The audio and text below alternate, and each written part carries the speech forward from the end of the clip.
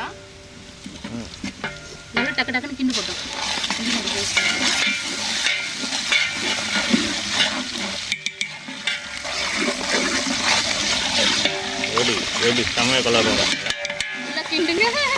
புதினா மல்லி போடுறேன். கிண்டுடு கிண்டுடு கிண்டுடு. சரி தக்காளி போட்டுடலாம். தக்காளி போடுறேன். போடவா? போடு போடு. தள்ளுங்க பட்டும். இரு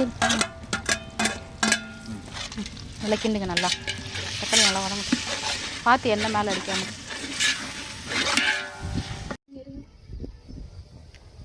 ஒரே புகையா அடிக்கிட்டு போ. பாருங்க நான் எப்படி பிரியாணி கிண்டுறேன்னு. அப்புறமா யாரும் சொல்லக்கூடாது நான் தான் செஞ்சேன்னு. நான் தான் அந்த கறி செஞ்சு கொடுத்தேன் கரண்டிய. ஓகே தான். ஆனால் கிண்டுறது யாரு? நான் தான் அதிகமாக கிண்டிட்டு இருந்தேன். ஒரு விறகு எடுக்கிறேன்னு போயிட்டாரு.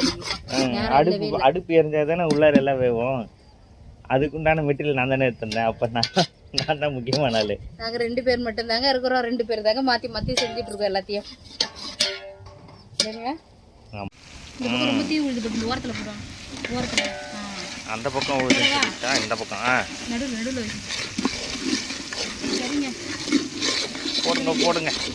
2 கிலோவுக்கு மேலேங்க. ஆனால் போட முடியல.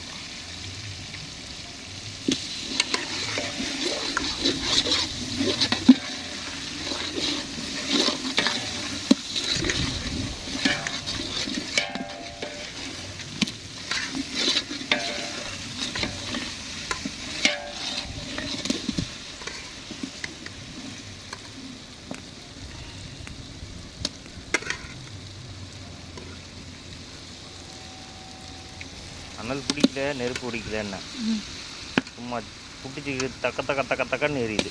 ஐயோ தொகு தொகுன்னு போடுறா போகிறேன். எண்ணெய் தெரியுது மேலே. பைத்தியம். ஆமாம் எண்ணெய் தெரிக்க தான் செய்யும். அதுக்கு நான் என்ன பண்ணுறது? அவ்வளோ ஹைட் கீழே குனிஞ்சு போடுறீங்க. என் டொமேட்டோ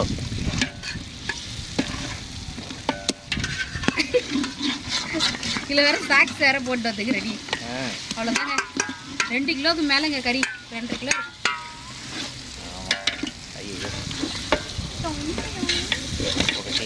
அவள் பார்க்கல. எப்படி ஷேர் பண்ணிடுச்சு. நல்லா 4 பக்கமும் கிண்டுங்க. முன்னாடி வாங்கங்க. ஐயோயோ நிறைய அனலை வச்சு இது எல்லாத்தையும் நான் போட்டேனாக்கா அவ்வளோதான் போலையே. மெல்ல மெல்ல எப்படி தீய போகுது பாருங்களா.